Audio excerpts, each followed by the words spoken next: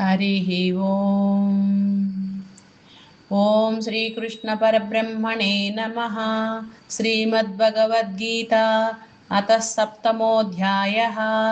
ज्ञानविज्ञानयोगः। श्रीभगवानुवाच मय्यासक्तमनः पार्थ योगं युञ्जन्मदाश्रयः असंशयं समग्रं मां यथा ज्ञास्यसि तच्छृणु। ज्ञानं तेहं सविज्ञानम् इदं वक्ष्याम्यशेषतः यज्ञात्वा नेह भूयोऽन्यत् ज्ञातव्यमवशिष्यते। मनुष्याणां सहस्रेषु कच्चिद्यतति सिद्धये यततामपि सिद्धानां कच्चिन्मां वेत्ति तत्त्वतः। भूमिरापो नलो वायुः खं मनो बुद्धिरेव च अहङ्कार इतीयं मे भिन्ना प्रकृतिरष्टदा। अपरेयमितस्त्वन्यां प्रकृतिं विद्धि मे परां जीवभूतां महाबाहो य एदं धार्यते जगत्। एतद्योनीनि भूतानि सर्वाणीत्युपधारय अहं कृष्णस्य जगतः प्रभवः प्रलयस्तथा। मत्तः परतरं नान्यत् किञ्चिदस्ति धनञ्जय। मयि सर्वमिदं प्रोतं सूत्रे मणिगणा इव। रसोऽहमप्सु कौन्तेय प्रभास्मि शशिसूर्ययोः।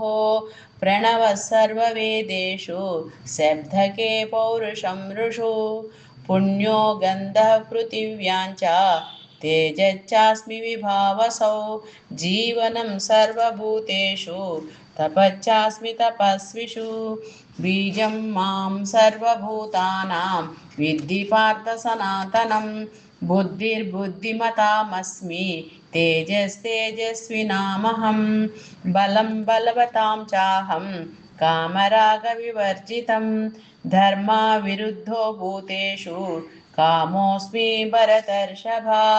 ये चैव सात्विका भावाः राजसास्तामसाच्चये मत्त एवेति तान् विद्धि न त्वहं तेषु ते मयि। त्रिभिर्गुणमयैर्भावैः येभि सर्वमिदं जगत् मोहितं नाभिजानाति मामेभ्यः परमव्ययम्। दैवी ह्येषा गुणमयी मम माया दुरत्यया। मामेव ये प्रपद्यन्ते मायामेतां तरन्ति ते। न मां दुष्कृतिनो मूढाः प्रपद्यन्ते नराधमाः। माययापहृता ज्ञानाः आसुरं भावमाश्रिताः। चतुर्विधा भजन्ते मां जना सुकृतिनोऽर्जुन। आर्तो जिज्ञासुरर्धार्थी ज्ञानी च भरतर्षभ। तेषां ज्ञानी नित्ययुक्तः एकभक्तिर्विशिष्यते। प्रियो हि ज्ञानिनोत्यर्थम् अहं स च मम प्रियः। उदारा सर्व एवैते ज्ञानी त्वात्मैव मे मतम्। आस्तितः स हि युक्तात्मा मामेवानुत्तमां गतिम्। बहूनां जन्मनामन्ते ज्ञानवान् मां प्रपद्यते। वासुदेव सर्वमिति समहात्मा सुदुर्लभः। कामैस्तैस्तैर्हृत ज्ञानाः प्रपद्यन्तेऽन्यदेवताः। तं तं नियममास्ताय प्रकृत्या नियता स्वयाः। यो यो यां यां तनुं भक्तः श्रद्धयार्चितुमिच्छति तस्य तस्याचलां च श्रद्धां तामेव विदधाम्यहम्। सतया श्रद्धया युक्तः तस्याराधनमीहते लभते च ततः कामान् मयैव विहितान् हितान्। अन्तवत्तु फलं तेषां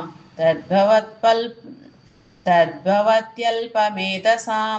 देवान् देवयजो यान्ति मद्भक्ता यान्ति मामपि। अव्यक्तं व्यक्तिमापन्नं मन्यन्ते मामबुद्धयः परं भावमजानन्तः ममाव्ययमनुत्तमं नाहं प्रकाश सर्वस्य योगमाया समावृतः मूढोऽयं नाभिजानाति लोको मामजमव्ययम् वेदाहं समतीतानि वर्तमानानि चार्जुन भविष्याणि च भूतानि मां तु वेद न कश्चन इच्छाद्वेषसमुत्थेन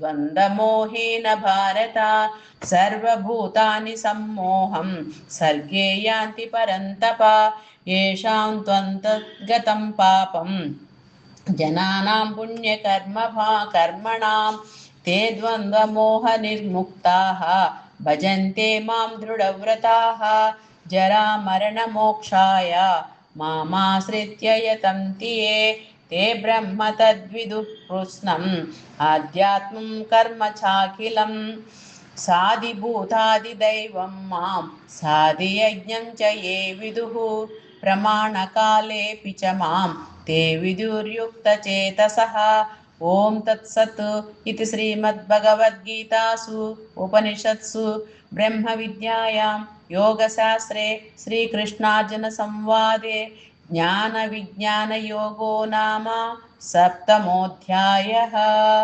हरिः ओम्।